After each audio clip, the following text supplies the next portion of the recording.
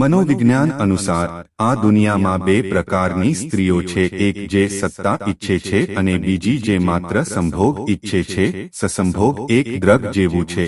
તમે તેને જેટલું વધારે કરશો તેટલું ઓછું તમને લાગશે અને તમે તેના વ્યસની બની જશો. મોટા ભાગની મહિલાઓને એવી જગ્યાએ સેક્સ કરવું ગમે છે જ્યાં અંધારું હોય અને તેઓ તેમના પાર્ટનર સાથે આરામદાયક અનુભવે છે. મનોવિજ્ઞાન કહે છે કે આપણે કોઈની જેટલી કાળજી રાખીએ છીએ તેટલું ઓછું અને ઓછું આપણે તેને ખોટા શોધીએ છીએ. મનોવિજ્ઞાન કહે છે કે સ્ત્રી પાર્ટનર હંમેશા ઈચ્છે છે કે તેનો પાર્ટનર સંભોગની શરૂઆતમાં તેના કોમળ અંગો જેમ કે જીભ અને આંગળીઓનો ઉપયોગ કરે. મનોવિજ્ઞાન કહે છે સંભોગ અને મૃત્યુ એ આપણા જીવનની વાસ્તવિકતા છે.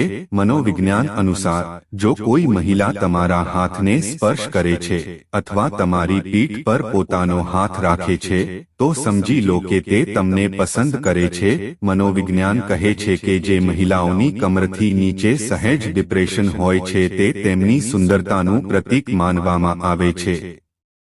જો તમને તેમના જીવન સાથે સંબંધિત કોઈ ખાસ દિવસ યાદ હોય તો છોકરીઓ તેને ખૂબ જ પસંદ કરે છે. મનોવિજ્ઞાન અનુસાર એક છોકરી તેના બોયફ્રેન્ડ કરતાં વધુ સકારાત્મક હોય છે.